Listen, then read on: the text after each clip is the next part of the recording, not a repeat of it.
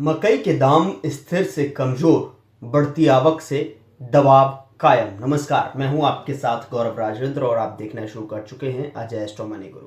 चलिए शो की शुरुआत करते हैं। देश के प्रमुख उत्पादन क्षेत्रों में बढ़ती आवक के कारण गुरुवार को अधिकांश केंद्रों पर मकई यानी कि कॉर्न के दाम स्थिर से कमजोर बने रहे।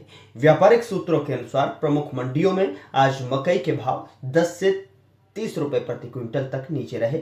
महाराष्ट्र में हल्का दबाव, किसान बेचने से हिचकते रहे। महाराष्ट्र की मंडियों में वर्तमान 30 से 40% नमी वाली मकई 1300 से 1400 रुपए प्रति क्विंटल पर कारोबार कर रही है।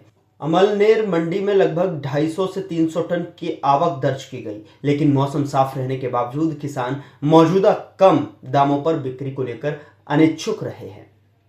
सांगली में डिलीवरी रेट घटकर 2300 रुपए तक पहुंच गया। महाराष्ट्र में हल्का दबाव, किसान बेचने से हिचके। महाराष्ट्र की मंडियों में वर्तमान में 30 से 40% नमी वाली मकई 1300 से 1400 प्रति क्विंटल पर कारोबार कर रही है। अमलनेर मंडी में लगभग 250 से 300 टन की आवक दर्ज की गई, लेकिन मौसम साफ रहने के बावजूद किसान मौजूदा कम दामों पर बिक्री को लेकर अनिच्छुक है। सांगली में डिलीवरी रेट घटकर 2300 रुपये तक पहुंच गया, लेकिन इस स्तर पर भी बिक्री सीमित रही। मंडियों में उम्मीद के अनुसार आवक नहीं बढ़ी, क्योंकि किसान इस समय कम भाव पर माल निकालने से बच रहे हैं। एथेनॉल उद्योग में सक्रियता, सीमावर्ती राज्यों में खरीद बढ़ती नजर आ रही है।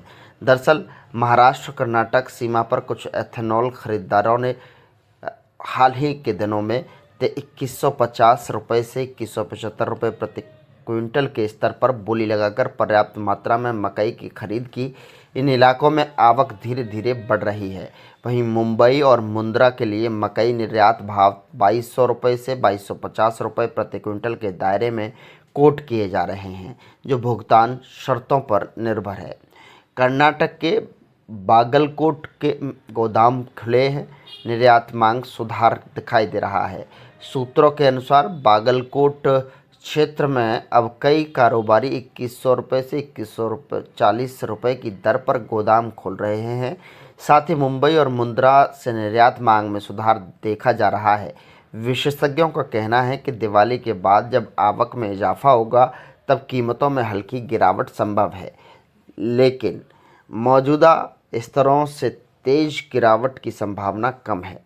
एथेनॉल सप्लाई ईयर 2025-26 के लिए ओएमसी की बड़ी खरीद योजना के साथ साथ तेल विपणन कंपनियों ओएमसीएस ने हाल ही में एथेनॉल सप्लाई ईयर ESY यानी 2025-26 के लिए लगभग 1050 crore litre denatured anhydrous ethanol की आपूर्ति हेतु निविदाएं आमंत्रित की हैं। इस पर उद्योग से ज़बरदस्त प्रतिक्रिया मिली है, जिसमें कुल 1776 करोड़ लीटर की पेशकश की गई है, जो आवश्यक मात्रा से कहीं अधिक है। इनमें से 471.63 करोड़ लीटर चीनी आधारित फीड स्टॉक से और 1304.86 करोड़ लीटर अनाज आधारित फीड स्टॉक से पेशकश की गई है, जिससे स्पष्ट है भारत के मिश्रण कार्यक्रम में ग्रेन आधारित एथेनॉल की भूमिका लगातार बढ़ रही है। ओएमसी द्वारा आवंटन अभी घोषित नहीं किए गए हैं, जिससे वास्तविक आपूर्ति वितरण तस्वीर कुछ समय बाद साफ होगी। इस बीच तेलंगाना में करीब 7 लाख एकड़ में मकई की बुवाई हुई है और फसल की कटाई भी शुरू हो चुकी है। पूर्व मंत्री हरीश राव ने राज्य सरकार पर निशाना साधते हुए कहा कि मंडी यार्ड्स में स्टॉक भरे पड़े हैं, लेकिन सरकार ने खरीद केंद्र और स्थापित और यहाँ पर नहीं किए हैं, जबकि MSP 2400 रुपये प्रति क्विंटल और कांग्रेस घोषणा पत्र में 330 का बोनस देने का वादा था, दोनों लागू नहीं किए गए हैं। किसान 1600 रुपये प्रति क्विंटल पर निजी व्यापारियों को मकई बेचने को मजबूर हैं।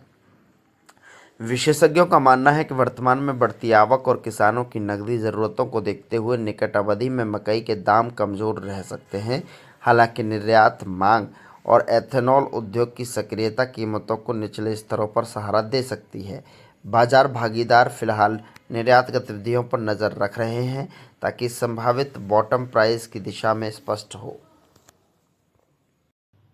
तो आपने देखा कि किस तरीके से जो है इस शो में जो हमने जानकारी पहुंचाई है, मकई के दाम स्थिर से कमजोर दिखाई दिए हैं। बढ़ती आवक के बीच में भी यहाँ पर लगातार मकई के दाम स्थिर से कमजोर दिखाई दिए। अगले शो में फिर मुलाकात होगी एक नई जानकारी के साथ, एक नई खबर के साथ। तब तक के लिए नमस्कार।